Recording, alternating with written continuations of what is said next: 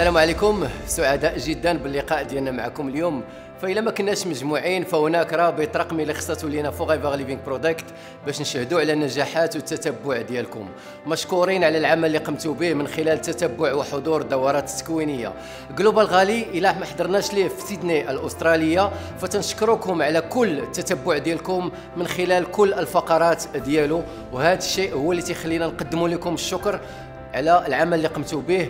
كذلك تنشكركم أنا شخصيا على العمل اللي قمتوا به خلال سنة 2019 وبداية سنة 2020 رغم الظروف الحالية.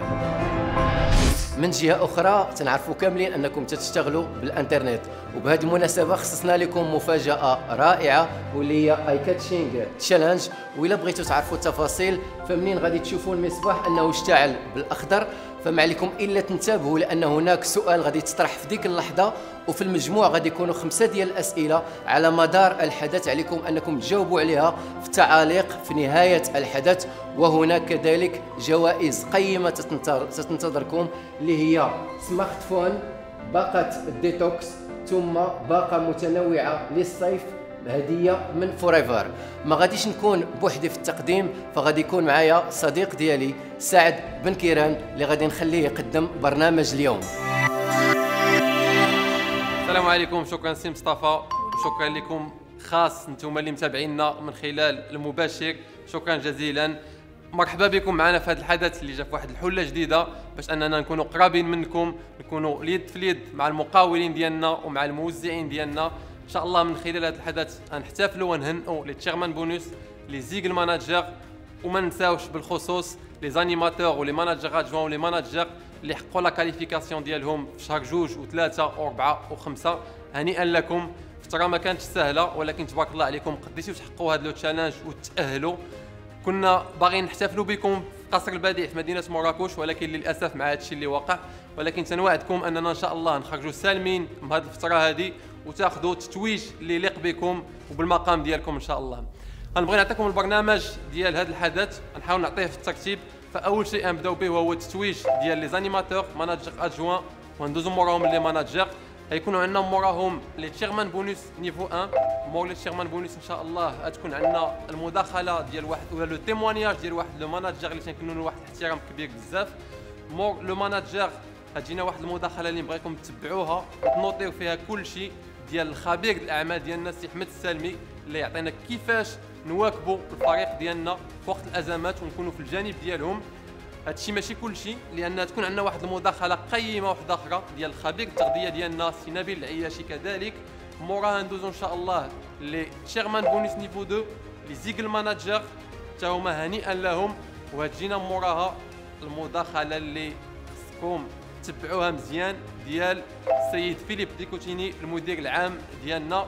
ونختموا ان شاء الله بلي كاليفيكاسيون ديال لي ماناجر سينيور اللي عندنا. ثقوا بيا، ما عطيتكمش كل شيء، خليت بزاف لي سيربريز، تبعوهم معنا وتعرفوهم شنو هما. اذا على بركه الله نبداو الحفل ديالنا. شكرا سي سعد على تقديم البرنامج. وقبل ما نواصلوا فقرات هذا الحدث، بلا شك بانكم لاحظتوا اثناء المداخله ديال سعد لون المصباح اخضر، وبلا شك انكم فهمتوا المقصود. السؤال الاول، اثناء المداخله ذكرنا سعد بالعنوان ديال المداخله ديال سي احمد السالمي. اذا شنو هو هذا العنوان؟ تنتظروا الاجابات ديالكم بتعليقات، جوائز قيمه في انتظاركم في نهايه الحفل. على بركه الله نعلن عن بدايه الحدث الرقمي ديالنا اليوم.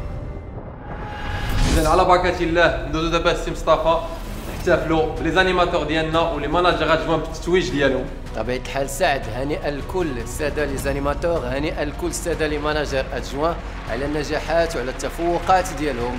بطبيعة الحال الاسماء ديالهم غادي تمر تحت الشاشه على طول المده الزمنيه لهذا الحدث الرقمي. إذا الان وصلنا لواحد المرحله اللي هي مهمه بزاف، وهي التتويج ديال الساده لي ماناجر ديالنا. شنو بالك سي مصطفى؟ بالتاكيد لانهم يستحقوا.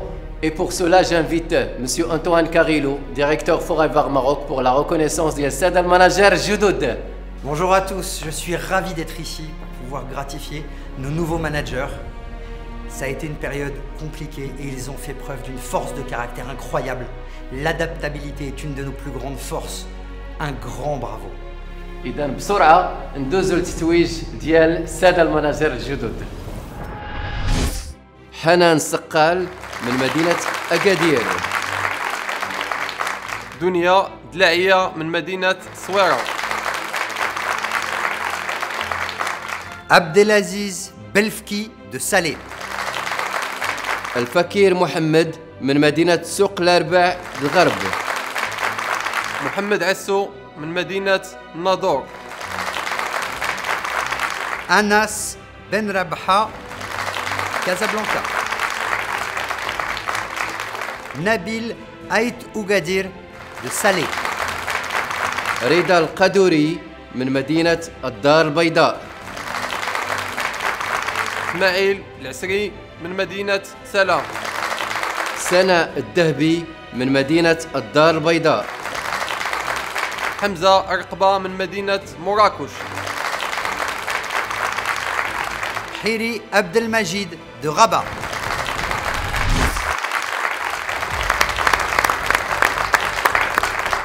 شكرا لكل الساده المناجر المتوجين اللي كانوا تيستاهلوا فعلا التتويج الفعلي بقصر البديع بمدينه مراكش. Les amis, on a la chance aujourd'hui d'avoir une personne particulière qui a voulu passer un message à nos FBO. Chaque jour, il nous pousse à plus de créativité et il travaille chaque jour pour un avenir meilleur pour Forever.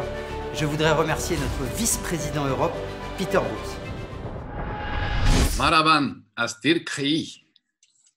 Can you imagine? 2 months ago, life was normal. In 2 months' time, the society as we knew it has changed drastically. If not the virus itself, then the lockdown measurements have turned your lives upside down. And I'm so proud of how you have handled this situation with all of you in Morocco, despite the great difficulties. In times like this, you can get dramatic about things, or you accept it and move from there and get creative in how to keep your business going. Many FBOs turned out to belong to the second group. I've been amazed how quickly many of you have adapted to the new reality and explored the possibilities of an online business. It showed many typical Forever values at work: being brave, entrepreneurial, agile, creative, positive, and especially seeking adventure. Because the best way to not only survive, but even thrive in this new reality is to see it all as a big adventure. To look at it in a positive way, to the opportunities that every situation is giving you as an FBO. And many of you are doing that with great success as a result. Many things are changing in our society because of what happened to us with COVID-19 and the lockdown situations. We as a society are transforming. And the first transformation that we see is the transition to a more digital business model.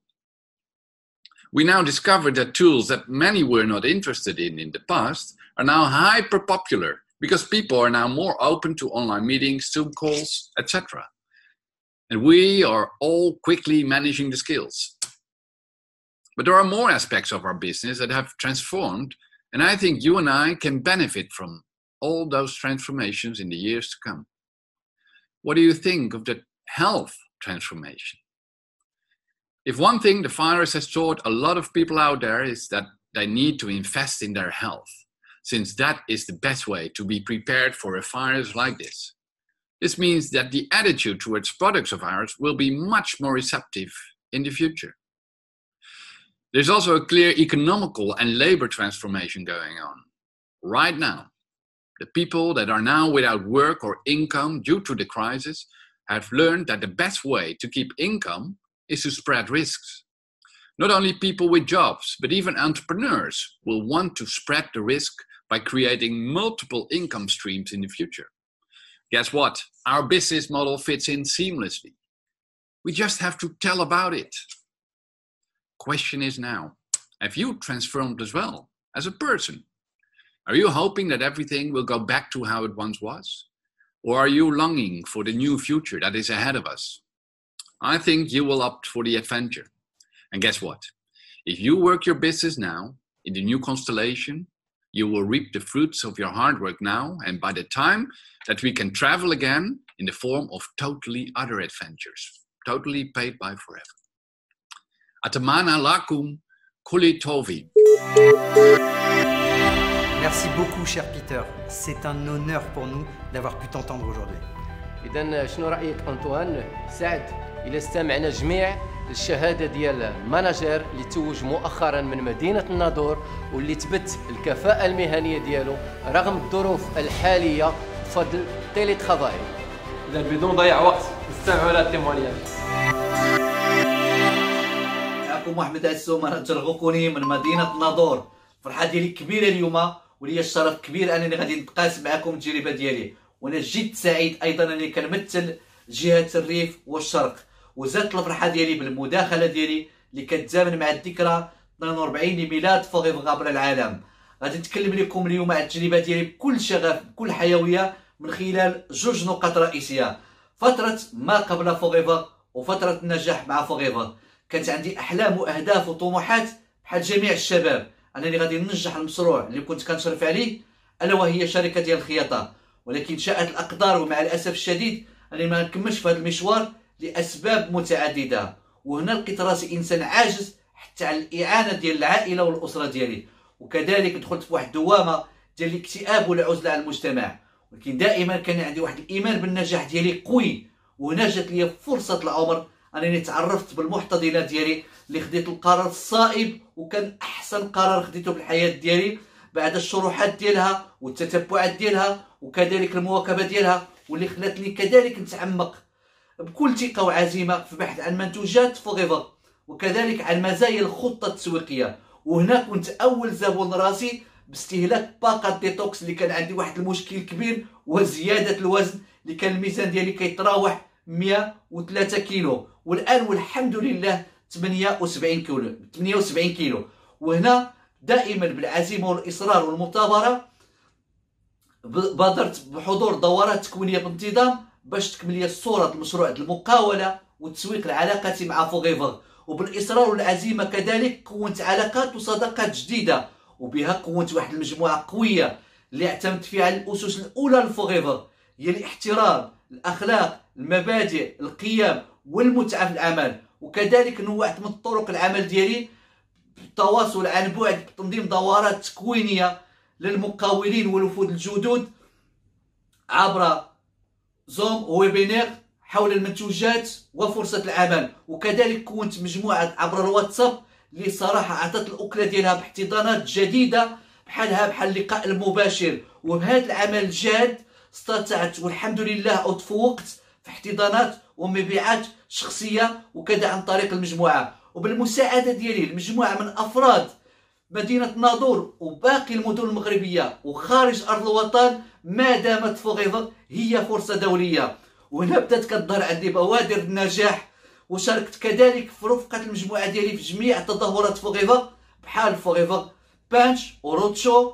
وهنا استطعت كل حفل تتويج ديال فوغيفر ان يكون عندي متوجين فوق المنصه من داخل الفريق ديالي. وهنا زادت واحد الثقه في النفس ديالي وقدرت نرفع من مستوى التنميه الذاتيه. وكذلك بكل اصرار وعزيمه عقد دورات تكوينيه حتى باللهجه الريفيه للفريق ديالي، معتمد على تكافؤ الفرص اللي عطاتها لنا فوغيفر. ولكن هنا غنقول لكم واحد الحاجه، رغم الحجر الصحي رغم ظروف العمل تعلمت من المحتضنه ديالي ان لا اقبل الهزيمه مهما كانت ظروف العمل ومهما كانت ظروف الحياه. وهنا جات الفرحه الكبيره بتحقيق رتبه ماناجر بالاصرار والمثابره والعزيمه والامل. وهنا كانت الفرحه ديالي كبيره وفرحه الفريق ديالي كبيره لانه انتصار ونجاح للفريق ككل. وهنا اليوم التركيز ديالي منصب الى تحديات العالم فوغيفر الحقيقي، هي فوغيفر تو درايف ايجل ماناجر كمرحله اولى ان شاء الله، ولما لا جلوبال غالي وتشير مزبونيز كمرحله ثانيه. واخيرا نصيحه لكل وافد جديد مع فوغيفر، كل مقاول مع فوغيفر، الاستماع للابلاين ديالو واخذ النصائح ديالو، وكذلك التقيد بمخطط العمل. وما تنساوش كذلك اخذ المشوره من اطر اداره فوغيفر. كنت جد سعيد معكم بلقائي، كنتمنى التوفيق للجميع. I am forever. شكرا السيد المناجر محمد عسو على هذه المداخلة القيمة. تنتمنى لك مسيرة موفقة مليئة بالنجاحات والمثابرة والمهنية. وإلا لاحظتوا أثناء المداخلة ديال السيد المناجر اللون المصباح كان أخضر، وبلا شك أنكم فهمتوا كذلك. إذا جاء الوقت باش نطرح عليكم السؤال الثاني. أثناء المداخلة ديال السيد المناجر ركز على أدوات العمل ديالو خلال هذه الفترة الحالية. شنو هي هذه الأدوات؟ إذا الإجابة ديالكم غادي تكون عبر تعليقات. انتبهوا مزيان للأسئلة المقبلة، هدايا كثيرة في انتظاركم. مرة أخرى هنيئا لجميع لي ماناجر وجميع المقاولين المغاربة بشكل عام. يمكن اليوم راكم متواجدين على مئات من الكيلومترات باش تعيشوا معنا هذه اللحظات وتقاسموا معنا هذه الطاقة وهذه الإيجابية اللي تنحسوا بها. لاحظنا هذا الشيء كذلك في الجلوبال غالي اللي كان رائع جدا. واش تبغيو تسترجعوا معنا هذه اللحظات اون ايماج؟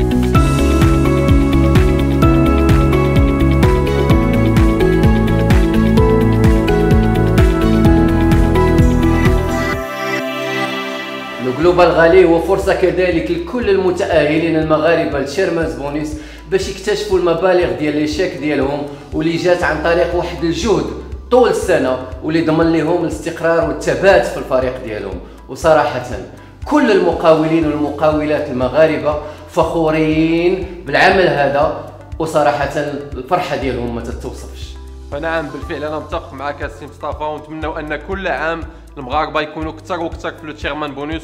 ولكن كاين واحد الشيء مهم واللي بغينا نوضحوا للجميع، وهو كاين الناس اللي تيشوفوا لي شاك تيسحبوا راه جاوب بواحد السهوله وواحد البساطه، فلا. فمور وراء ذلك كان واحد العمل اللي هو جبار، كان واحد العمل اللي هو كبير 365 يوم على 365 يوم، كانوا لي بوتيكا دوميسيل، كان العمل الميداني، كان مواكبه الفريق.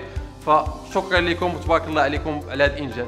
اكيد سعد. ونبداو باول المترشحين للتشيرمانز بونيس نيفو 1. Et j'invite notre cher directeur, monsieur Antoine Carillo, pour la reconnaissance Chairman's Bonus niveau 1. Waouh, quelle classe! Merci messieurs, mais c'est les Chairman Bonus niveau 1, c'est normal. Est-ce que vous allez vous mettre sur votre 31 maintenant? Bien sûr. China Mustafa. Oui. Alors là, vous avez la classe. Maintenant, on peut y aller. برافو لي كاليفيي تشيرمانز بونيس نيفو 1 من مدينة تيزنيت، رشيد رزق 4800 دولار. Félicitations à Fatala El Koussi, 4845 dollars. سي احمد الحويطي مبروك عليك، شاك ديال 6217 دولار. من مدينة تمارة برافو فتيحة البوشيخي 6374 دولار. Samir Hawat avec un chèque de 6595 dollars. Félicitations à toi Samir. من مدينة الدار البيضاء يوسف عبيدة مبروك عليك 6759 دولار. فيليسيتاسيون. برافو جامع جبران من مدينة الرباط 7159 دولار. Superbe accomplissement de Siham Mesmoudi avec un chèque de 7711 dollars. Bravo à toi Siham. من مدينة الدار البيضاء مونيك سليعي مبروك عليك 9614 دولار. مبروك عليك. واو من مدينة القنيطرة يونس قطيب بشرى بولوان 10634 دولار. Félicitations à Khalid Seli, Chairman bonus niveau 1 plus 1 avec un chèque de 11 035 $. Bravo.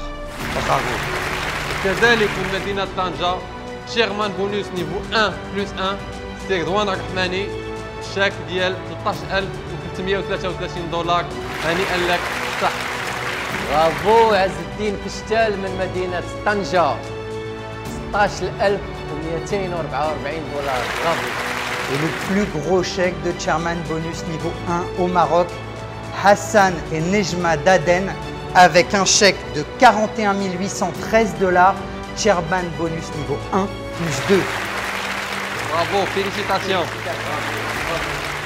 وغادي ندوزو مباشرة التيموانياج ديال السيد أحمد الحويطي تشيرمانز بونيس نيفو 1 اللي غادي يتكلم لينا على الاستقرار داخل الفريق.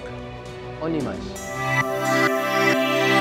المغرب شكرا بزاف سي مصطفى سي سعد مسي انطوان على المجهودات الكبيره اللي كتعملوا معنا. الوغ بالنسبه للتشالنج بونيس هو واحد التشالنج ديال العام كامل على ضغط الكونسونطاسيون ديال 365 يوم.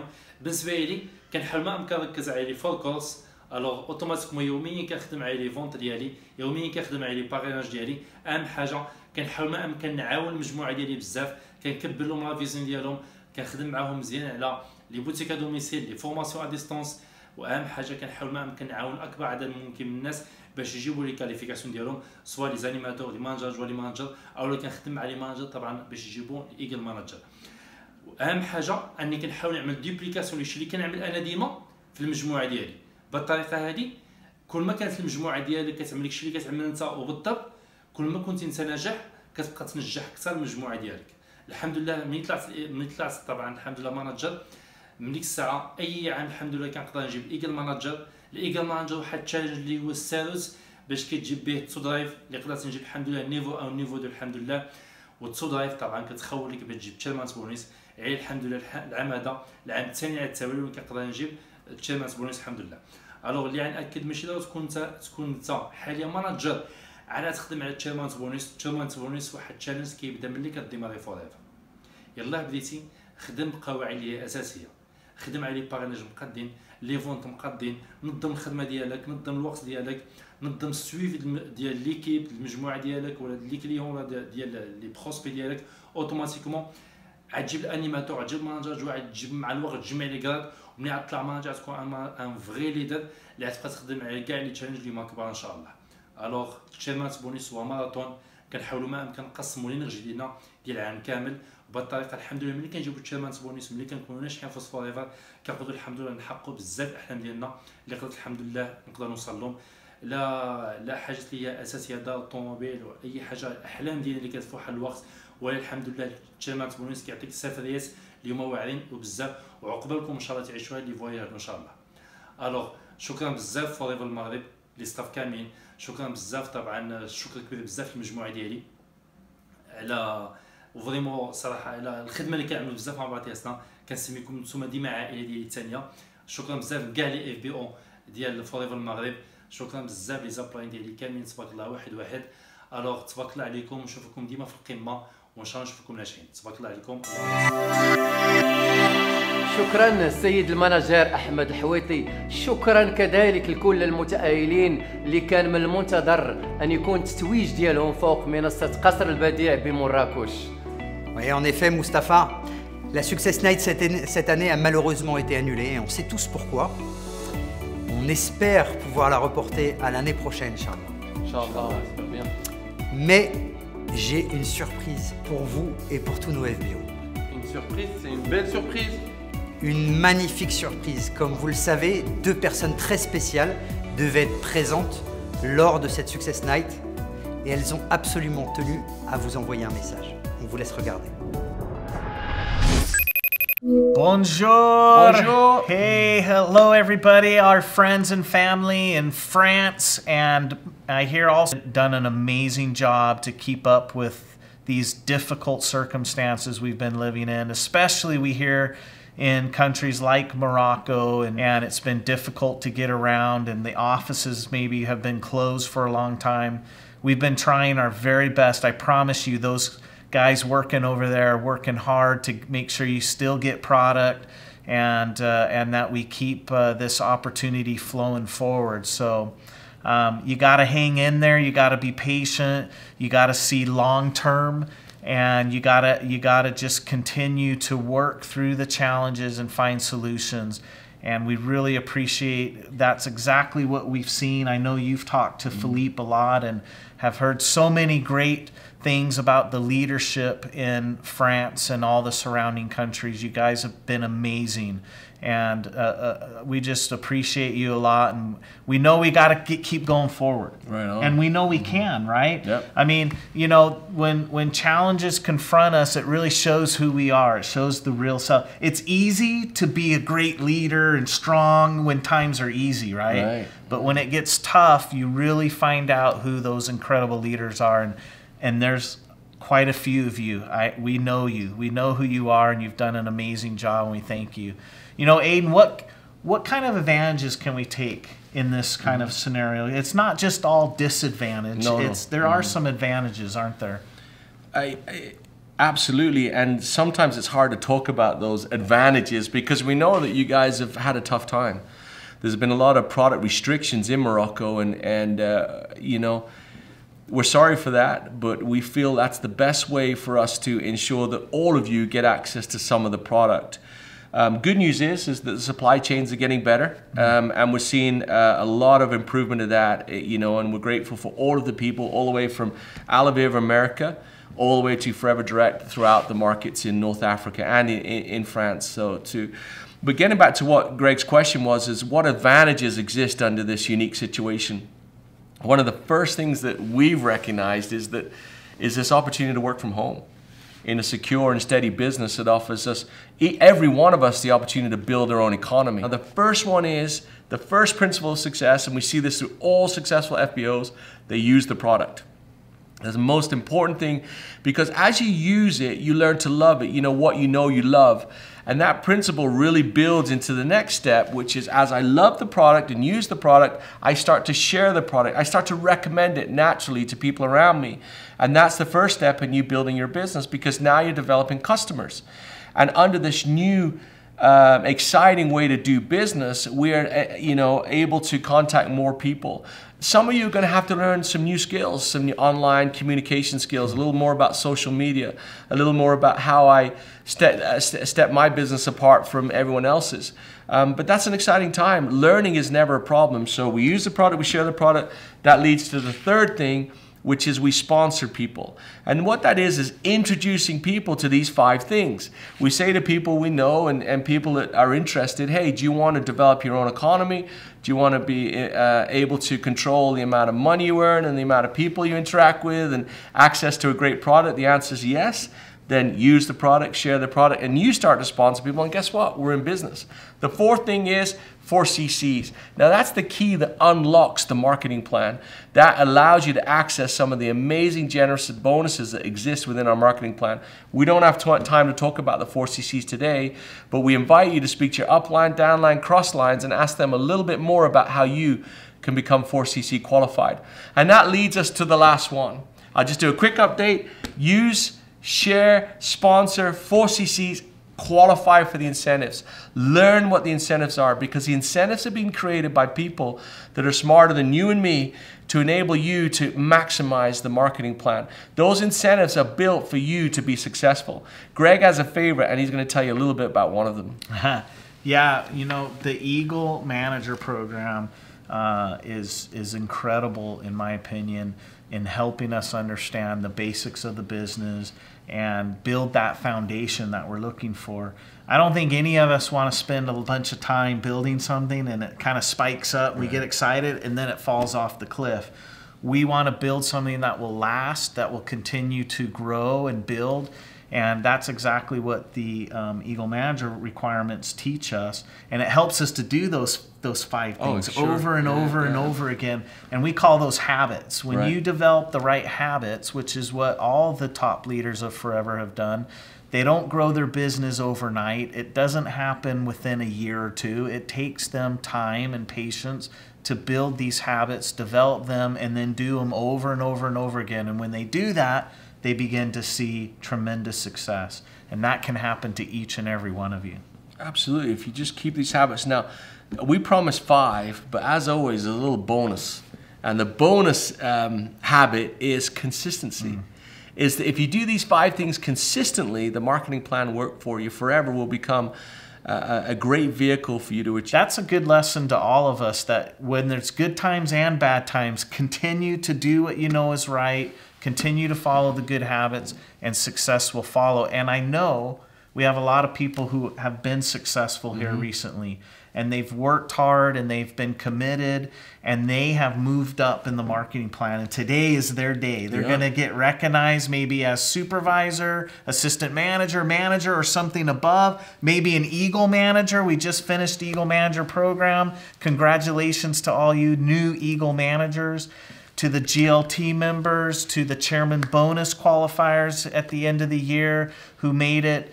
We're really excited about France and the entire region. You guys are very, very important to Forever, and we're always going to be there for you. We're going to support you and help you, and we're going to move on. We can do it. We believe in you. We love you. Merci beaucoup, and we'll see you very soon. Ciao, bonne chance. Merci infiniment pour ce message. Je suis certain qu'il va toucher l'ensemble des FBO marocains. Merci infiniment. واو يا لا من مفاجأة. شكرا جزيلا أنطوان. نعم بالفعل، شكرا أنطوان، شكرا على هذه المداخلة، استفدنا منها كثير، نتمنى أنتم كذلك تكونوا استفدتوا منها.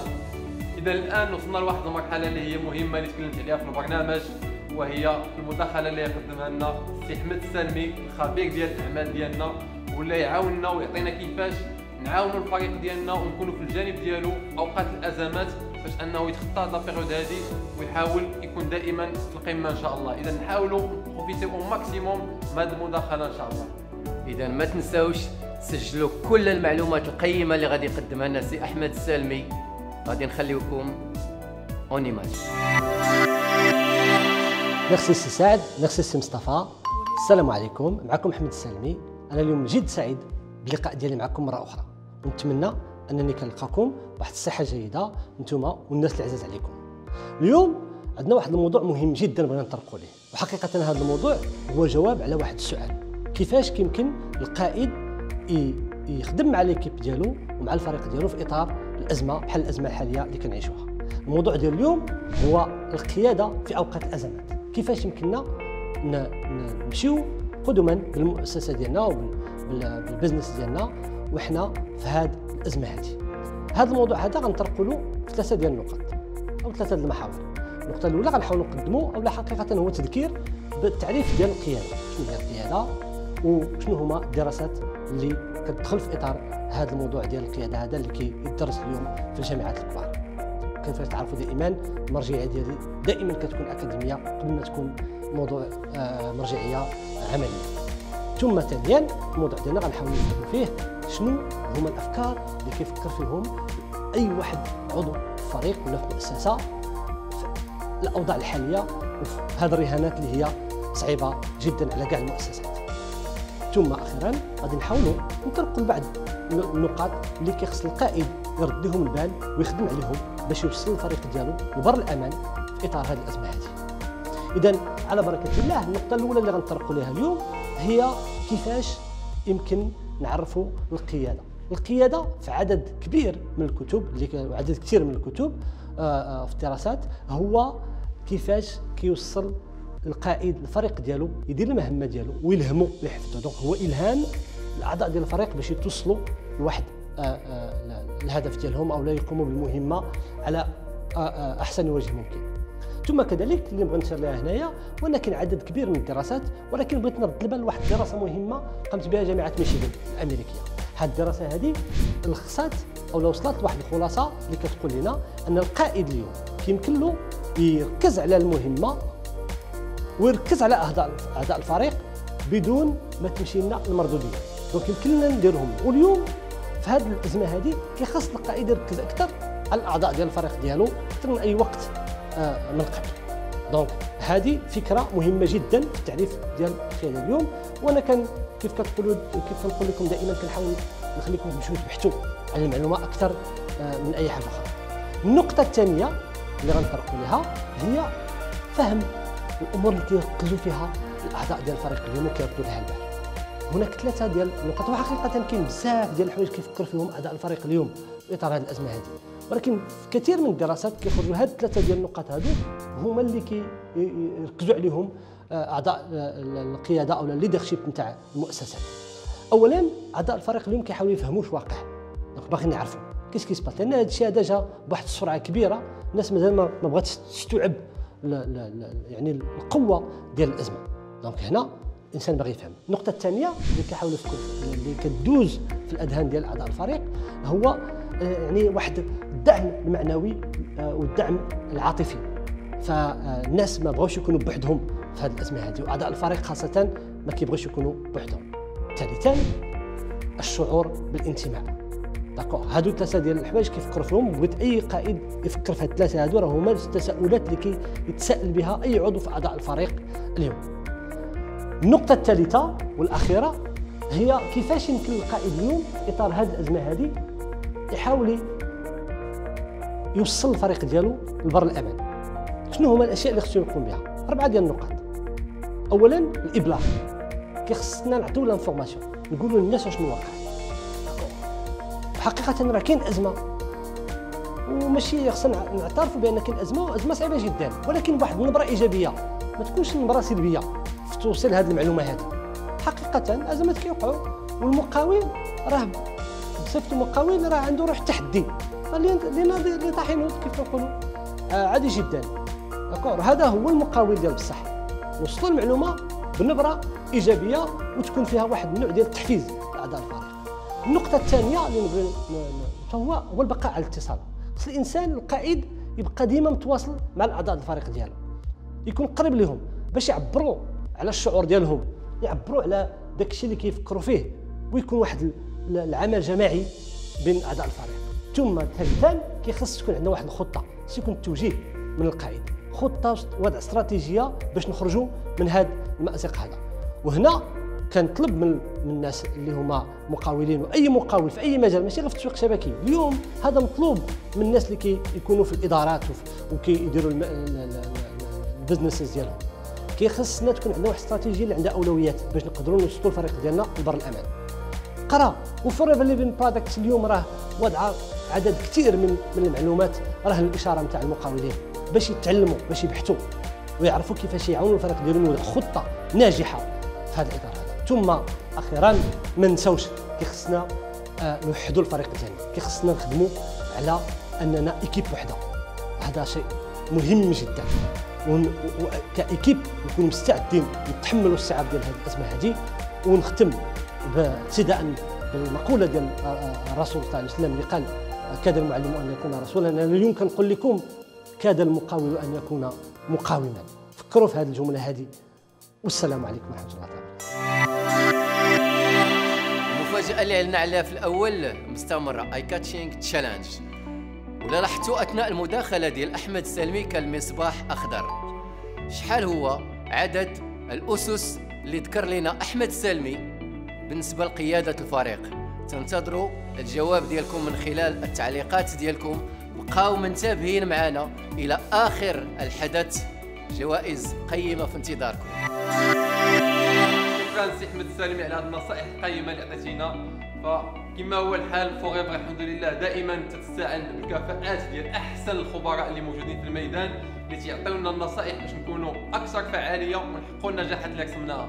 فتنظن سي مصطفى انه استاذ بحال سي احمد السلمي حنا محظوظين انه معنا. صحيح سعد، وهذا تيبان من خلال العمل ديال الساده المقاولين اللي ما تنازلوش وبقاو يعني مركزين على الهدف ديالهم، وهذا الشيء لاحظناه من خلال التيمونياج ديال السيد الماناجر احمد عسو. فبقاو على تواصل عن بعد، ويا لها من لحظات اللي تقاسمناها كاملين، وفضلتوا انكم تقاسموها معنا احنا كاداره فوريفر ليفينغ برودكت، نشوفوها من خلال الصور.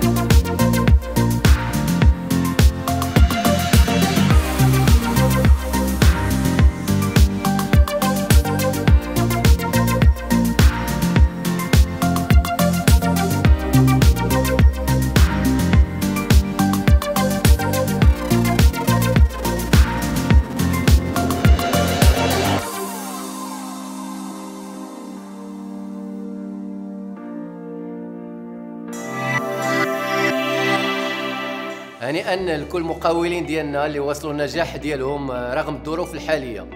فنعم بالفعل انا على يقين تام السي مصطفى انه من خلال هذه المداخلات وهذه النصائح اللي شفنا من قبل اننا كاملين المقاولين ديالنا وحنا كذلك يكون عندنا الاليات باش نقدروا ننجحوا المقاوله ديالنا ونزيدوا بها لقدام ان شاء الله. بدون شك سعد، لان النجاح او انجاح المقاوله مع فوغيفر تحتاج لاستهلاك وبيع المنتجات. فوغيفر ليفينغ برودكت تتفكر في المقاولين ديالها وتتخصص دائما منتجات ذات جوده عاليه. خلال فتره الصيف الحالي خبيرنا نبيل العياشي وجد لنا واحد الباقات مختاره اللي تتناسبنا وتتناسب كل حاجيات ديالنا خلال فتره الصيف. نشاهدوها مع الصور. السلام عليكم، شكرا لك سي مصطفى، شكرا سعد، تبارك الله عليكم. نتمنى انكم تكونوا نتوما بخير وعلى خير والامور كلها غاديه مزيان الحمد لله. اليوم غادي نتحدثوا على واحد النقطه اللي هي مهمه بزاف، فالمكملات الغذائيه اللي تيمكننا نحتاجوها خلال هذه الفتره ديال الصيف، فتره اللي تترتفع فيها درجه الحراره، وتيخصنا نعرفوا بان الاحتياجات ديال الجسم ديالنا هي تختلف من على حسب الفصول، بحيث ان فصل الشتاء مثلا تيكون هناك انخفاض في درجه الحراره، وبالتالي فالمكونات الغذائيه اللي تحتاجها الجسم تحتاج اكثر الى طاقه، في حين ان فصل الصيف فالجسم ديالنا تحتاج الى فيتامينات، الى املاح معدنيه، الى ماء اكثر منها الى طاقه. علاش؟ بطبيعه الحال لاننا تنعرقوا بزاف وكاين هناك اشعه الشمس، وبالتالي فكاين هناك بعض الامور اللي خصها تقاد على مستوى الجسم ديالنا داخليا وكذلك خارجيا. فاول حاجه تقترح علينا فوغيفر كمكمل غذائي باش يمكن يعاوننا اننا ندوزوا هذه الفتره دي بخير وعلى خير، هناك لي بيفابل ديال فوغيفر اللي تيجيبوا لنا. اولا ملي تنهضروا على البيفابل بطبيعه الحال نتوما راكم عارفينهم بلا ما نهضر عليهم، فهاد لي بيفابل اشنو تيجيبوا لنا؟ غيجيبوا لنا مضادات الاكسده وغيجيبوا لنا نسبه كافيه من الماء، وهذه نقطه بطبيعه الحال هي ايجابيه. وبين قوسين ما نساوش بان خصنا نشربوا على الاقل 1 لتر ونص ولا 2 لتر ديال الماء في اليوم. النقطه الثانيه كذلك اللي كاينه لابسوربون سي. ملي تنهضروا على لابسوربون سي تنهضروا على لا فيتامين سي اللي عندها واحد الدور اللي هو مهم بالنسبه للجسم ديالنا، سواء بالنسبه للجلد، سواء بالنسبه للخلايا الداخليه، سواء كذلك بالنسبه لتقويه المناعه. وملي تنهضروا بطبيعه الحال على تقويه المناعه تنهضروا كذلك على لاكتيف برو بي. لاكتيف برو بي اللي من بين المكملات الغذائيه اللي تتعجبني انا بزاف. علاش؟ لانه مكمل غذائي اللي تيتهلا في الامعاء ديالنا، ولاكتيف برو بي عنده كذلك علاقه مع تقويه المناعه. علاش؟ لان تقويه المناعه تتم انطلاقا من الامعاء. ملي تنهضروا على الامعاء اي حاجه تدوز من الامعاء، الا كانوا الامعاء مزيانين فراه غادي تدوز مزيان الجسم ديالنا، الا ما كانوش مزيانين فما غادوش مزيان الجسم ديالنا. وهاد الامعاء بطبيعه الحال عندهم كذلك علاقه مباشره مع الخلايا الدماغيه ولا مع الخلايا العصبيه، وتنعرفوا بان الخلايا الدماغيه تحتاج بزاف لوميغا 3 اللي يمكننا نجيبوه من لاكتيكسي من عند فوغيفر. وبالتالي فهذه كلها مكملات غذائيه اللي تتسدنا الاحتياجات ديالنا وتتعاودنا باش نسدوا الاحتياجات ديالنا من مجموعه ديال المكونات الغذائيه. كاين كذلك الديلي اللي فيه نسبه كبيره من الفيتامينات ومن الاملاح المعدنيه ولا راسها فيتامينات المجموعه باء اللي تنسميوها كذلك فيتامينات الخلايا الدماغيه في علم التغذيه.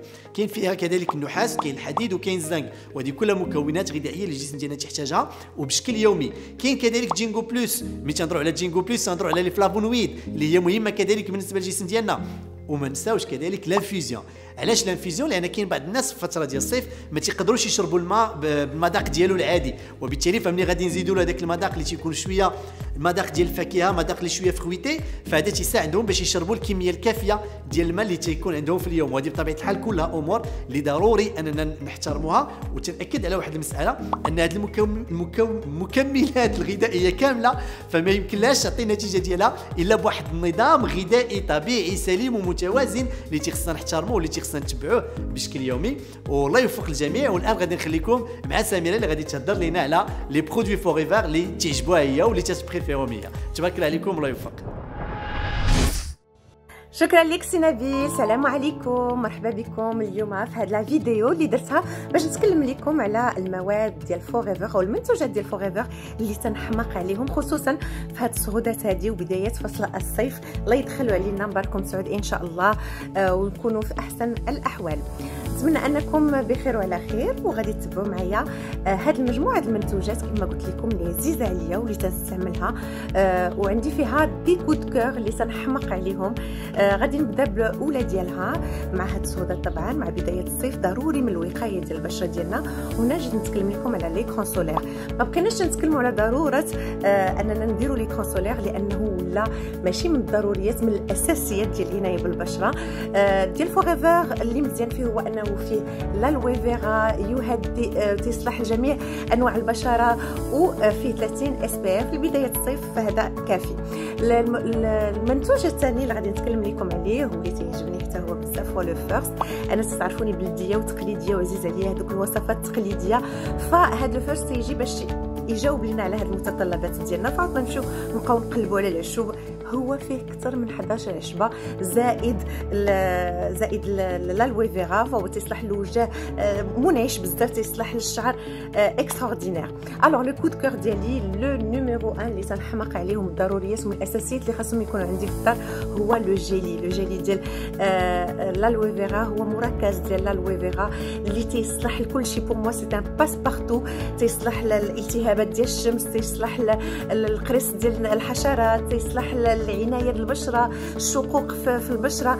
يعني هذاك خاصو ضروري يكون عندنا في البيت، في الكوزينه، في الحمام، ان باس بارتو تنديروا ليا وتنديروا لوليداتي. غادي نتكلم لكم على ليكسفوليون. هنايا تنتكلموا على العنايه المعمقه ديال البشره. النهار اللي غادي تبغيو تهلاو في البشره ديالكم، لان هي مساله ديال المداومه. غادي نتكلموا على الالوي او لا كريم فيزاج لا الوي اللي تنديروه كل نهار. ولكن باش ديريه كل نهار خاص اولا بحال غتوجدي لو تيران، توجدي الارضيه. باش توجدي الارضيه خاص واحد العنايه معمقه، واحد التنظيف معمق غادي يدار بليكسفوليون. اللي زوين فيه هو انه واخا مقشر ماشي خشن، فهو تيضمن يعني تقشير مثالي وعنايه مثاليه. ومن بعد منه طبعا تجي هذيك المداومه كل نهار مع لا كريم فيزاج الوي. غادي نساليو بالالوي ليبس اللي تيعجبني بزاف. علاش؟ لانه تيفكرني فيها من زمان كنا تنستعملوا لو بور دو كاريتي. هذا باش مزيان فيه جوج ديال المكونات، فيه الالوي فيرا وفيه لو جوجوبا، لويل دو جوجوبا. وغادي نختموا بالالوي لوشن اللي تصلح للبشره الجافه، اللي زوين فيها انها تتمتص بسهوله من البشره ديالنا. نتمنى انكم ديروا بهاد النصائح، لان فعلا اللي تعجبني في هاد المواد كلها اللي تكلمت عليها اليوم هي انها قريبه بزاف من الطبيعه وتحترم البشره ديالنا. تهلاو في ريوسكم وردوا بالكم الشميشه لانها جات قاصحه هذا العام. نخليكم على خير، الى الملتقى ان شاء الله. مرحبا بكم مرة أخرى. شكرا لك سميرة على هاد النصائح اللي عطيتينا الآن جينا الفقرة ديال الآي كاتشين تشالنج. فأنا اللي غادي نطرح السؤال دابا ماشي السي مصطفى. كما شفتوا قبيله سميرة كانت عندها واحد البولة خضراء. السؤال اللي غادي نطلب منكم اشنو هو البرودوي اللي قالت لنا سميرة مفضل بالنسبة لها. بزاف دغيا كتبوا دغيا لي كومونتير وتبارك الله عليكم وبون كوراج. لا يوفق. ميرسي نبيل، ميرسي سمير على كل هاد المختارات اللي قدمتوا لينا واللي غادي تنفعنا وتكون ضمن الحاجيات ديالنا خلال فترة الصيف. وانتم السادة المقاولين تندعوكم باش تكون ضمن الطلبيات ديالكم خلال هاد الفترة. شخصيا المنتوج المفضل عندي هو لا بولب دالوي فيغا. وانت سي سعد شنو هو المنتوج المفضل عندك؟ المنتوج المفضل عندي واللي تيكون معايا كل يوم وهو لارتيك سين. Attendez. Et mon produit préféré à moi, il vous intéresse pas? طبيعة الحال ما كرهناش نعرفوه. Alors bougez pas, j'arrive. Allez, suivez-moi. Vous êtes ici dans votre magasin, vous êtes dans votre espace, vous êtes véritablement chez vous. Ce magasin maintenant est situé au rez-de-chaussée, sur la route des AR, en plein milieu, et je peux vous dire que personne ne peut lui manquer dans Rabat. Alors, dans ce magasin, j'ai une équipe de choc, j'ai une équipe incroyable et je voudrais vous les présenter. Donc en premier lieu, je voudrais vous présenter Jamal. Jamal est avec nous depuis à peu près 2 ans et il fait un travail incroyable. Merci beaucoup Jamal. On va passer à Mohamed. Mohamed qui est avec nous depuis à peu près 1 an, qui non seulement est un excellent élément pour Forever Maroc, mais en plus c'est un excellent élément pour notre équipe de football du Ramadan. Malheureusement cette année, ça n'a pas été possible. L'année prochaine, tu nous fais gagner le tournoi. Et ici, je vous présente Lamia. Lamia qui est chez nous depuis quasiment le début de Forever Maroc, c'est-à-dire depuis 2006. Merci beaucoup pour ta fidélité et merci beaucoup pour ton engagement auprès des distributeurs. On est ici dans le magasin, on a l'ensemble de la gamme des produits. Et dans cet ensemble, il a fallu que je choisisse un produit comme mon produit préféré. Et ce produit préféré, il est extrêmement difficile à choisir puisque j'en utilise une quantité très importante. Ce produit, je vais vous montrer tout de suite lequel est-il. Pardon, excusez-moi. Ce produit, c'est l'Active Provi, qui est un produit extraordinaire. Et je peux vous assurer que si Nabil Layachi et Philippe de Cotigny étaient présents ici avec moi et qu'ils avaient dû faire un choix, je pense qu'ils auraient fait le même. L'actif Pro B. Je crois maintenant que Mustapha a une question pour vous. بالفعل أنطوان اي كاتشينغ تشالنج مستمر، وإلا لاحظتوا معايا اثناء الزياره ديال أنطوان للمغازان سقط منه واحد المنتوج وتم الارجاع ديالو للمكان ديالو. السؤال الاخير وانتبهوا مزيان، شنو هو هذا المنتوج؟ تنتظركم وتنتظروا الاجابات ديالكم بوفره في التعليقات ديالكم. هدايا قيمه في انتظاركم. حظ سعيد للجميع. سعد راك واجد؟ ديما واجد الحمد لله. واش جات المناسبه اننا نعلنوا على لي كاليفي تشيرمانز بونيس نيفو 2؟ بالفعل جا الوقت اننا نعرفوا لي مونطون ديال لي شاك ديالهم. اذا على بركه الله من مدينه الرباط، محمد طه العلوي 98,133 دولار. برافو.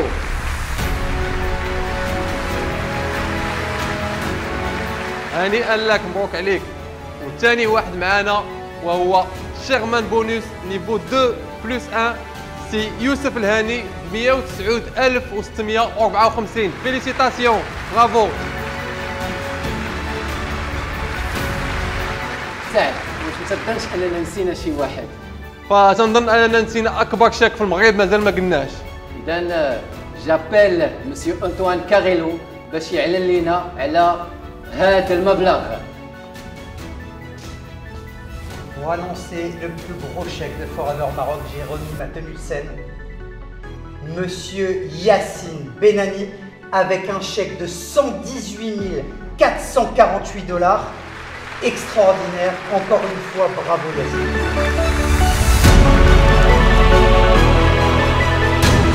فيليسيتاسيون لكم كاملين. برافو. وحاضر معنا سي يوسف الهاني ماناجير سفير كاليفي تشيرمانز بونيس نيفو 2 اللي غادي يمتعنا بالتيموانياج ديالو. شكرا مصطفى، شكرا سعد، شكرا أنطوان. نتمنى تكونوا ان شاء الله بخير وعلى خير. التدخل ديالي غادي يكون في التوجه ديالو تشيرمان بونوس نيفو 2 وكيفاش نقدروا نعاودوه ويمكن ندوزوا للمراتب اللي هي اعلى. فبالنسبه ليا كاينين ثلاثه ديال الحوايج مهمين، والطريقه باش كنشوفوا كل حاجه كتلعب واحد الدور كبير من ناحيه ديال النتائج اللي كنقدروا نتوصلوا ليها. فبالنسبه للمساله الاولى عندها علاقه بلا فيزيون ديالنا في لو بروجي. الناس اللي كيشوفوا لو بروجي في لو كور تيرم كيتسناو نتائج في المدى القريب، ما كيقدروش يصبروا اكثر، وهذه المساله هذه ما كتخليهمش يزيدوا للقدام باش يوصلوا للنتائج اللي افيكتيفمون كيتمناوها وبغاو يوصلوا ليها بحال تشيرمان بونوس نيفو 2. المساله الثانيه هي انك دائما ملي كتشوف لو بروجي ا كور تيرم ما كديفلوبيش اون ايكيب مزيانه، كتطلع دي ماناجر بواحد لا كاليتي اللي ما كتكونش كافيه باش تخليهم حتى هما يدوزوا باش يحققوا نفس النتائج اللي هما دي تشيرمان بونوس نيفو 1 او لا نيفو 2. وبطبيعه الحال لا زون دو كونفور ما كنتقبلوش دوك التغييرات اللي كنعيشوها، لي ديفي جداد اللي كنعيشوهم كيجيونا بحال ارهاقات ما كنستافدوش منهم بالشكل اللازم باش نوجدوا راسنا الامور اللي هي جايه من بعد.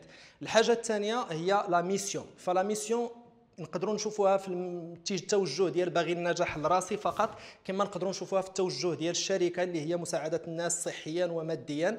وهنا كاين لو سوكري، باسكو الا بغيتي تنجح غادي تفكر انت تنجح من الناس معاك وتخليهم يزيدوا للقدام، وهكا غادي يبانوا دي تشيرمان عندك في الفريق ديالك. اي سي كوم سا كو كنمشيو لو نيفو 2 وكنمشيو لو نيفو 3. واخر حاجه هو لو ترافاي. فالعمل خصو يكون ما يكونش عمل من اجل العمل فقط، يكون عمل اللي كنوجهوه باش نجيبوا نتائج معينه، باش نحققوا اهداف معينه، وباش بطبيعه الحال نعطيو المثال للفريق ديالنا، وبطبيعه الحال ناخذوا واحد الاجر كبير لاننا كنعاونوا الناس وكنخليوهم يزيدوا للقدام. لو تشيرمان بونوس نيفو 2 سي لو رويال دي تشالنج. انا كنشبهه بحال ان اكوشمون اللي فيه العبء ديالو، فيه التعب ديالو، فيه لا سوفرونس ديالو، ولكن سي ان تشالنج بور اون بون كوز. سي اون ترانسفورماسيون ديال لونتربريز ديالك من واحد المستوى اللي كيكون افضل، وهكذا دواليك. اذا كنتمنى لكم كاملين التوفيق، كنتمنى انكم كلكم تكونوا كتشوفوا لو بيزنس بور لو لون تيرم، تحاولوا تحطوا لراسكم اهداف ديال 5 سنين 10 سنين، وانا على يقين بان كلكم تقدروا توصلوا وكلكم بامكانكم تحصدوا هذه النتائج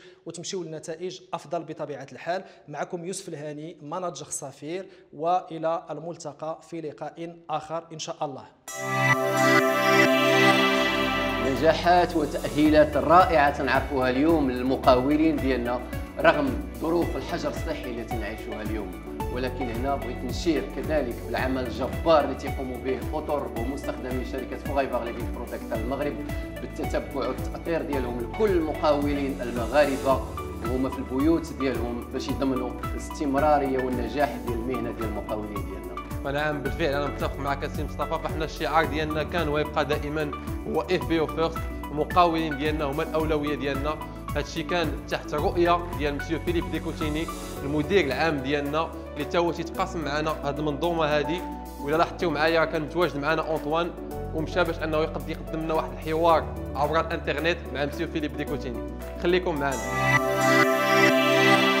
Bonjour Philippe, très content que tu puisses prendre un petit moment pour nous, pour pouvoir parler à nos distributeurs. Malheureusement, on sait que tu n'as pas pu être présent à cause de la crise sanitaire, mais que tu pourras très prochainement être avec nous. Merci à toi Antoine, merci surtout à nos FBO, à qui je voudrais adresser tout d'abord toute la compassion de Forever et ma compassion, parce qu'on a tous été touchés par ce virus de près ou de loin. J'espère que vous vous portez bien, j'espère que vos familles se portent bien. J'espère que vous n'avez pas pris de risques pendant cette période et même pendant ce moment très particulier. Je voudrais simplement vous dire que je suis juste incroyablement impressionné par ce que vous avez fait. Vous m'avez bluffé, cher FBO du Maroc, pendant cette période. Vous m'avez bluffé parce que vous avez été constant malgré les difficultés à se déplacer. Alors, oui, c'est vrai, tu as raison Antoine, le Maroc me manque. Le ciel de Rabat, le ciel du Maroc me manque. Le cœur d'Herbati, le cœur des Marocains me manque. La nourriture me manque, les parfums me manquent. Et puis, toute mon équipe incroyable me manque, que ce soit évidemment nos FBO, nos leaders, mais également mon cher staff. Et toi aussi, Antoine, tu me manques. C'est vrai que cette distance, elle est pesante, mais quel bonheur quand même de se retrouver de cette manière. Alors si tu veux bien Philippe, je vais démarrer par te poser quelques petites questions et tu y répondras spontanément comme tu as l'habitude de le faire. Je voudrais bien que tu nous donnes quelques petites nouvelles de Forever International et des pays qui ont pu performer pendant cette crise sanitaire et pendant cette période de confinement. Est-ce que tu peux nous donner quelques petits tips, quelques petites best practices? Forever International a été extrêmement présent durant cette période de confinement, durant cette période difficile, présente auprès des pays, présente auprès des équipes des pays et présente également auprès des leaders des FBO. Je crois que tout le monde se souvient de cet événement online qui a été organisé. C'était une toute première. Ça a été tourné en une journée avec beaucoup d'engagement. On a appris en même temps qu'on faisait et c'est un peu ce qui s'est passé au cours de cette période de confinement. Je dirais que Forever s'est réinventé d'une certaine manière avec en effet des bonnes pratiques. Alors les bonnes pratiques, elles sont venues de qui? Elles sont venues surtout de nos FBO qui sont absolument incroyables, qui ont bien compris que les valeurs de Forever, c'était l'agilité, l'adaptation, la curiosité, l'engagement, la recherche d'aventure. Et c'est vrai que certains sont très en avance sur le digital et avaient depuis très longtemps mis en place des solutions digitales, que ce soit pour animer les équipes, que ce soit pour présenter les produits, que ce soit pour vendre les produits, puisqu'on a appris qu'un certain nombre de FBO savaient faire des business présentations, mais également des product presentations qui étaient faites à distance et parfois sur des distances très éloignées. Alors, qui? On ne va pas citer tous les FBO qui sont les fers de lance, les moteurs de cette activité en digital. Il y en a beaucoup, quels que soient les pays. Et je dirais qu'au Maroc aussi, nous avons quelques leaders qui ont bien pris les choses en main très vite. Alors, il faut remarquer une chose peut-être, c'est que les plus jeunes nous ont montré la voie. Plus à l'aise avec le digital, c'est vrai, mais ils nous ont aussi montré la voie parce qu'ils nous ont montré que ce n'était pas compliqué et qu'il y avait quelques règles à respecter, qu'il fallait certes apprendre, et ils nous ont aidés à nous réinventer. Le digital est en train de faire évoluer notre métier d'une manière extrêmement efficace parce qu'on fait des économies de coûts d'approche, parce qu'on fait évidemment beaucoup moins de kilomètres, on perd moins de temps et du coup, pour ceux qui savent l'utiliser, on est beaucoup plus efficace. Merci beaucoup Philippe pour cette réponse. Alors, toi, en tant que manager senior, puisqu'on peut le voir à ton beau pins, quelles ont été les manières de communiquer les plus efficaces pour toi pendant cette période? Alors, en tant que manager senior, moi, j'ai communiqué avec mes équipes comme je le fais d'habitude, c'est-à-dire que j'ai un groupe WhatsApp qui est assez efficace et qui permet des échanges entre tous les membres. Et donc, on a échangé quelques recettes, quelques trucs, quelques astuces, mais aussi on a échangé quelques recettes produits. Alors, c'est tout bête, hein, mais on a chacun notre produit favori et parfois des mélanges qui paraissent curieux au prime abord au regard des autres. Best practice aussi au sein de l'équipe sur les techniques de travail et notamment sur les techniques de motivation. Au moment où, et c'est ça aussi la force du groupe, c'est qu'au moment où il y en a un qui est un peu faible, à un moment où il y en a un qui en a un peu marre du confinement, qui est un peu fatigué, lassé, eh ben, l'autre, au contraire, il est dans l'énergie et il envoie un message d'énergie et du coup, ça rebooste tout le monde. Et j'ai reçu par mon groupe un message récemment que je voudrais vous lire, il est en anglais, mais ça m'a vraiment motivé. Pourtant, c'est un message général. Hein. Je vais vous le lire. Alors, on voit l'encre d'un bateau. Voilà, je vais vous le montrer. Voilà, c'est celui-là. On voit l'encre d'un bateau, le haut de l'encre d'un bateau bien rouillé. Et ce message nous dit à tous None can destroy iron. Donc, personne ne peut détruire l'acier. But its own rust can. Mais sa propre rouille peut. Likewise, no one can destroy a person. De la même manière, personne ne peut détruire une personne. But his own mindset can. Mais son état d'esprit le peut. Et j'ai trouvé ça très fort. J'ai reçu ça avec un good morning derrière. Je peux vous dire que ça m'a mis la patate. Non pas pour la journée, mais je vous en parle encore et c'était il y a 2 jours. En prochaine question, j'aimerais savoir comment est-ce que tu vois l'avenir de notre métier et en particulier l'avenir de Forever Maroc. Alors, c'est une crise, je pense, sociétale que l'on a vécue. Ce n'est pas uniquement une crise sanitaire. À la base, c'est une crise sanitaire, mais c'est essentiellement, je crois que ça a été révélé un peu partout dans tous les pays, une crise sociétale. Il faut qu'on change. Il faut qu'on change des choses. Je crois que le message de fond est que c'est finalement notre avenir, l'avenir de la planète, l'avenir de notre bien-être qui est en jeu. C'est que, et la science l'a montré, il faut se complémenter. Il faut supplémenter son alimentation. C'est important. C'est important pour rester en bonne santé. On a compris une chose, c'est que si on veut lutter efficacement contre le virus, ce n'est pas après. Après, il y a toutes les polémiques scientifiques qu'on veut. C'est avant. Et ça, il n'y a aucune polémique scientifique sur la question. Avant, ça veut dire qu'il faut se supplémenter. Ça veut dire qu'il faut avoir un corps sain. Ça veut dire qu'il faut avoir une alimentation, je ne vais pas dire surenrichie, ce n'est pas vrai, ce n'est pas surenrichi. C'est une alimentation juste riche des choses qu'il nous faut pour nous battre physiquement contre tout ce qui va pouvoir se passer. Parce que ne soyons pas naïfs, mais qu'on l'appelle Covid-19, Covid-20, Covid-30, Covid-50, il y en aura d'autres. C'était un premier, il y en aura d'autres. Il y en aura d'autres si on ne change pas. Il y en aura d'autres de toute façon parce que historiquement, on sait que tous les 20 ans, il y a une crise sanitaire importante. Donc, dans 20 ans, il y en aura d'autres. Et sans doute, entre maintenant et dans 20 ans, il y en aura encore d'autres. Donc, autant se mettre en place tout de suite. Alors, se supplémenter avec des produits de qualité parce que malheureusement, un complément alimentaire n'égale pas un complément alimentaire. Ce n'est pas vrai.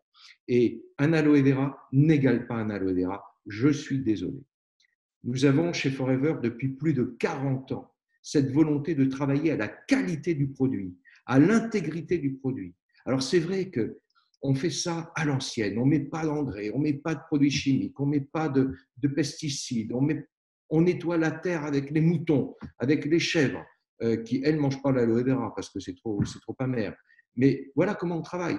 Et pourquoi on a travaillé sur ces méthodes-là? On a travaillé sur ces méthodes-là parce que ça nous apporte la plus grande qualité du produit. Alors, pas de compromis, aucun compromis. Alors, c'est vrai qu'il y a des petits producteurs à gauche, à droite, mais on n'aura pas la même qualité. Vous n'aurez pas le même aloe vera.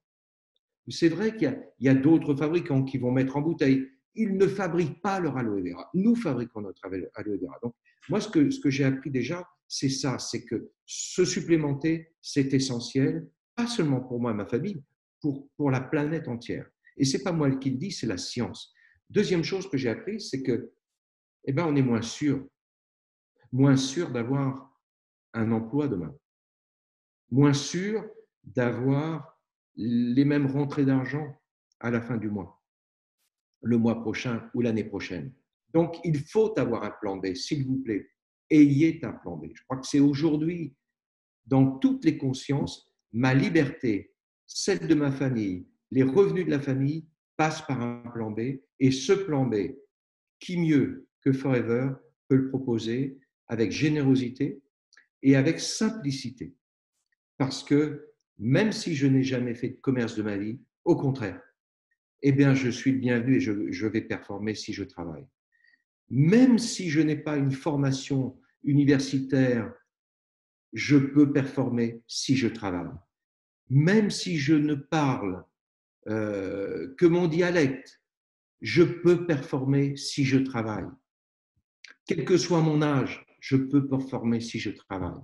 Donc, je crois que ce serait fou aujourd'hui d'imaginer que la vie va reprendre son cours, ça va être un long fleuve tranquille et qu'on n'a pas à s'inquiéter pour l'avenir. Il ne faut pas s'inquiéter pour l'avenir, il faut s'y préparer. S'y préparer, c'est se supplémenter et c'est avoir un plan B. Forever offre définitivement ce plan B. Philippe, merci beaucoup pour le temps que tu as pu nous consacrer. Je voudrais te dire un très très grand merci puisque tu fais énormément pour Forever Maroc, pour nous tous. Je pense que je peux le dire en mon nom, mais aussi au nom de tous nos distributeurs, tous nos FBO et l'ensemble du staff Forever Maroc. Merci infiniment. On a vraiment hâte de te retrouver et que tu viennes revisiter ton deuxième pays. Alors moi, je voudrais également en profiter, si vous le permettez, pour féliciter tous nos FBO incroyables du Maroc. Vous avez fait ce qui n'a jamais été fait nulle part au monde, je crois. C'est-à-dire d'acheter presque 900 caisses en 30 minutes. Pour vous donner un ordre d'idée, quand même, 900 caisses, ça va faire, 50% du volume de l'Espagne et du Portugal réunis. Et vous le faites en une demi-heure. Et ça, vous l'avez réalisé 2 fois. C'est montrer votre engagement dans Forever, c'est montrer votre engagement dans le business, c'est montrer votre engagement dans le fait d'aider les autres. Et je tiens à vous en remercier. Vous êtes formidables, vous êtes mais vraiment exceptionnels. Je parle de vous partout, vous êtes des exemples. Et très sincèrement, je pense que grâce à vous, Forever Maroc peut aller encore plus haut et se partager encore davantage dans des espaces du royaume où on n'est peut-être pas encore assez présent. Et je voudrais également dire un grand merci à cette équipe, à ce staff qui est dédié Forever à 200% et faire une ovation, vraiment une ovation à son guide, son leader, Antoine Carrello, qui est le directeur des opérations d'FLP Maroc, qui est mon petit frère, mais qui est surtout, et il nous l'a montré pendant cette période, un grand patron qui va nous aider à emmener et vraiment encore plus loin FLP Maroc avec vous, parce que évidemment, on ne peut le faire qu'ensemble. Merci encore et franchement, laissez-moi vous dire une chose, je vous aime. إذا شكرا السيد فيليب ديكوتيني على هذه المعلومات وعلى هذا الحوار الشيق اللي تحفتينا به من امام الصوره ديال كاليفي ايغل ماناجر 2019. هنبغي نذكر لا ديستيناسيون ديال ليغل ماناجر 2020 ولكن قبل ذلك نبغي نعطي واحد المعلومات بساط على الفتره ديال الكاليفيكاسيون، فهي تبدا من 1 شهر 5 ل 30 شهر 4 ديال السنه المقبله. الحمد لله هذا العام شهر ماي تحسب مدوبل، تحسب في ليغ ماناجر 2019 وفي ليغ ماناجر 2020. فهذه تسهيلات كانت فور ايفر باش انها تقد تعاوننا ويقدوا تبارك الله بزاف ديال الناس يكونوا كاليفيين. فواحد الشيء اللي غنبغي نعلن عليه كذلك في هذه الوجهه، كنا قلنا باننا كنا نمشيو للبهاماس، ولكن اضطرينا اننا نغيروا الوجهه ديالنا لواحد البلد اللي هو جميل، واحد المدينه اللي هي اروع، وهي مدينه باتايا في تايلاند. كما معروفه فهي معروفه بالشواطئ ديالها اللي هما زوينين، الجمال ديال المدينه بالمآثر اللي فيها. وكذلك يكونوا معنا لي ليدر العالم كاملين متواجدين، يكون معنا مسيو غريك البريزيدون ديال لا سوسيتي باش يتحفونا بلي فورماسيون. فكونوا في الموعد وكونوا حاضرين كاملين في مدينه باتايا. بكل تاكيد سعد، واش يمكن لك تقول لنا شكون اللي غادي يعيش معنا هذه التجربه الرائعه؟ اذا نخليكم تكتشفوا جميع المتواجدين اللي يكونوا حاضرين في هذه لا ديستيناسيون.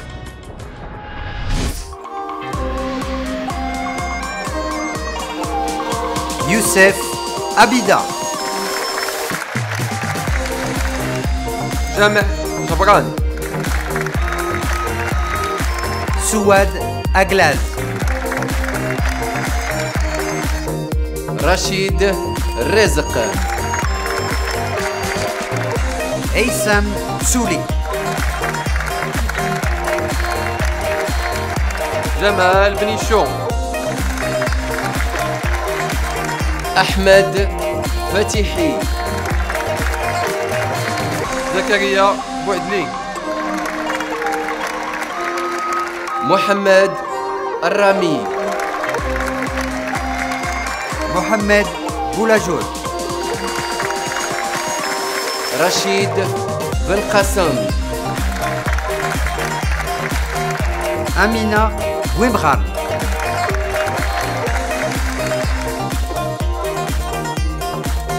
خديجة وبالعيد،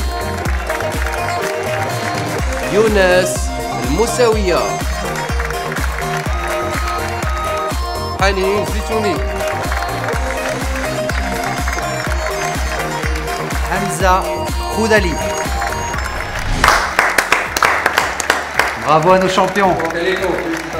برافو. وغادي تبقى معنا الان مدام سعاد اكلاز كاليفي ايجل ماناجر اللي غادي تكلم لينا بطبيعه الحال على كيفاش قدرت انها تاهل جوج ديال لي زانيماتور داونلاين ديالها ديريكت، وغادي تكلم لينا كذلك على الاهداف المستقبليه والوجهه ديالها ان شاء الله. نخليكم مع سعاد اكلاز اون ايماج. شكرا مسيو أنطوان، شكرا مسيو سعد بن كيران، شكرا سي مصطفى كورني. فرحانه بزاف اني نتقاسم معكم تجربتي للمده ديالها 5 سنوات مع الشركه العالميه والرائده فوريفر ليفين برودكت. معكم سعاد أجلاز، بطله سابقه في العاب القوى، كوتش سبورتيف لايروبيك بروفيسيونيل، ربة بيت، ل3 ديال الوليدات، وحاليا ايجل ماناجر سينيور مع فوريفر. سر نجاحي مع فوريفر بدا بكل بساطه باستهلاكي المنتجات الرائعه، وثقتي فيها خلاتني نتقاسمها مع بزاف ديال الناس، واعتمادي القاعده الذهبيه اللي هي 4 سي سي اللي كنت دائما ملتزمه بها، وعلمتها للفريق ديالي وكيفاش يشتغلوا عليها، وكنحرصوا كاملين نعلموها لاي ملتحق جديد بالفريق. الاستفاده كذلك من التكوينات اللي كانت دائما تحت الاشراف ديال المحتضنين ديالي، اللي كنشكرهم بزاف من هذا المنبر على المرافقه الدائمه ديالهم، اللي هما مدام نجمه والزوج ديالها مسيو حسن ددن. هاد الوصفه هي اللي خلاتني نتسلق مراتب النجاح انا والفريق ديالي، ونتحول لانسانه مدمنه على مواصله النجاح. هاد الوصفه كذلك مكنتني باش نحقق مجموعه من التحديات اللي وضعتها لينا فوريفر، اللي هما خطه تمويل السياره، سفريات لاحسن الوجهات العالميه، ماناجر سينيور، والايجل ماناجر 2019 و 2020. التحدي ديال الايجل ماناجر عنده طعم خاص ودور كبير في المسيره ديالي وديال اي مقاول قرر انه يخدم عليها. كيعلمك وضع خطه عمل متوازنه طول السنه، كيخليك دائما تسعى لتوسيع الفريق بضم عناصر جديده والسهر على التكوين ديالهم، كيعطيك دفعه قويه للمشروع ديالك، وكيساهم الرفع من المداخيل الشهريه ديالك وديال الفريق ديالك، وكيأمن ليك الطريق والمستقبل ديالك. الاجمل في الايجل هي السفريه الرائعه بدفوع التكاليف لشخصين، والاستفاده من تكوينات من طرف قاده كبار عالميين، واللي كتعطيك شحنه لاتخاذ العبره من هاد الناس والرفع من سقف الاهداف ديالك. نبغي نشارككم على ان هاد التحفيزات حققتها بالدعم والانخراط ديال الزوج ديالي اللي هو مهندس دوله مدير جهوي، واللي تفرغ حاليا بصفه كليه للعمل في اطار المقاوله العائليه ديالنا، وهذا في حد ذاته ربح كبير بالنسبه ليا.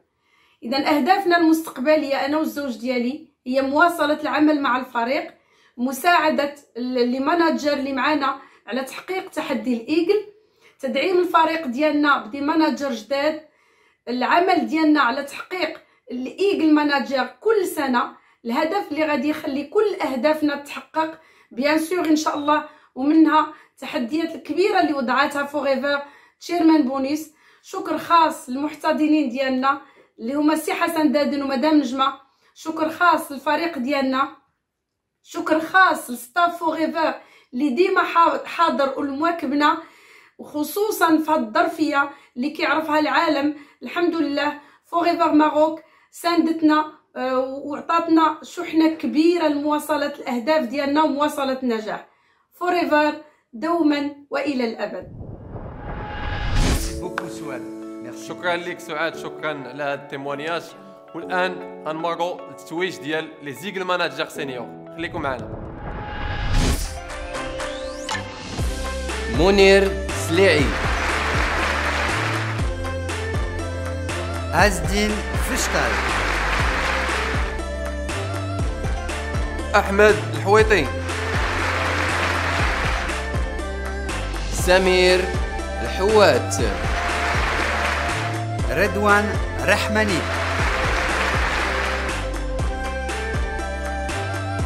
خالد سهلي، عبد المنعم أحدوش، فتح الله الكوسي، سعيد الغازي، ابراهيم لاشكنيد، عزيز إدريسي، سهام سمودي،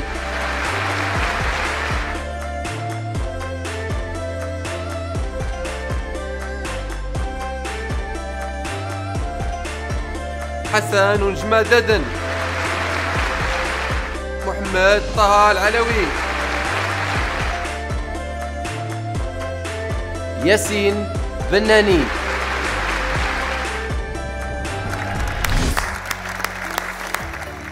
Bravo à tous, félicitations.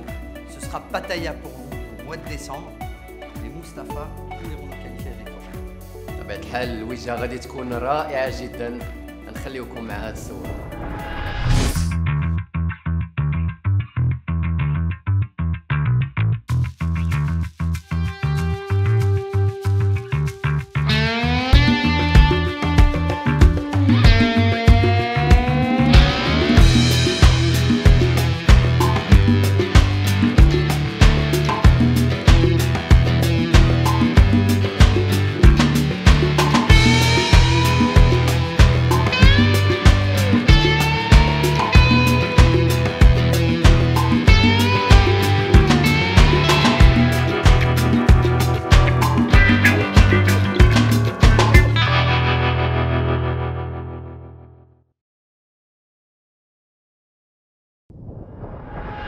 Phoenix, les amis, là où tout a commencé, j'espère que vous pourrez vivre cette expérience incroyable.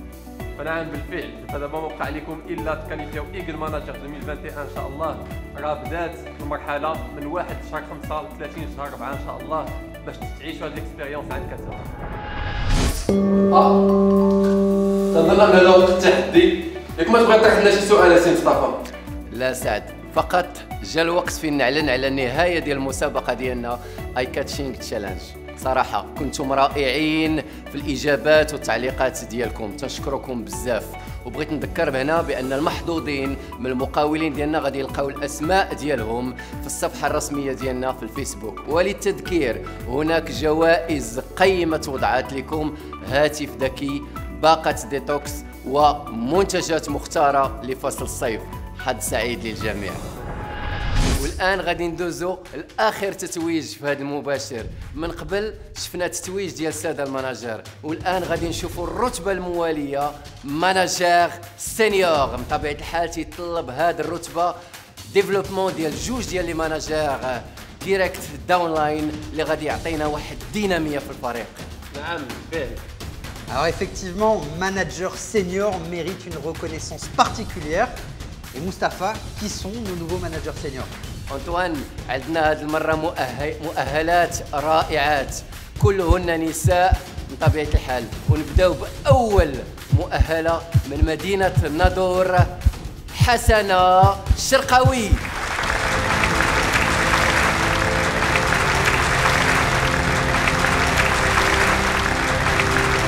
En effet, pour la dernière reconnaissance manager senior, Madame Amina Bouimrar.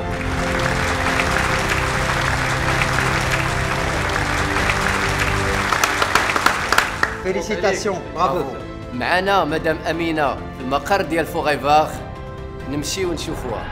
معنا اليوم في مقر فوغيفاغ مدام أمينة بويمغار من مدينة سلا، ماناجير سينيور. تبارك الله مدام أمينة، مرحبا بك. بارك الله فيك سي مصطفى. هنيئا لك بهذه المرتبة. الله يبارك فيك. مدام أمينة، ممكن تعطينا إجابة على كيفاش تبارك الله في إطار الحجر الصحي قدرتي أنك تحققي مرتبة ماناجير سينيور، وقدرتي أنك تكوني جوج ديال لي ماناجير داونلاين. فبغينا نعرفوا الطريقة والتتبع، وكذلك بغينا نعرفوا الأهداف المستقبلية ديالك.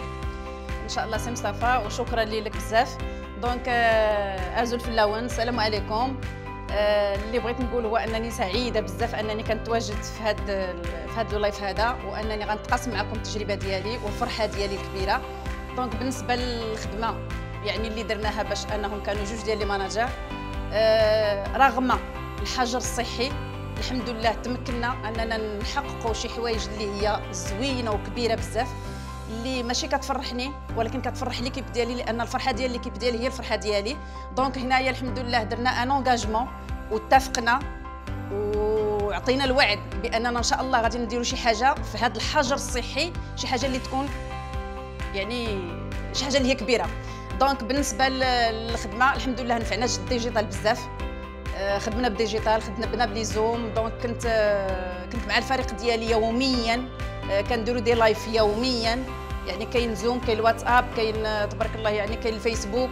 يعني الحمد لله الديجيتال خدم لينا بزاف، والحمد لله هاد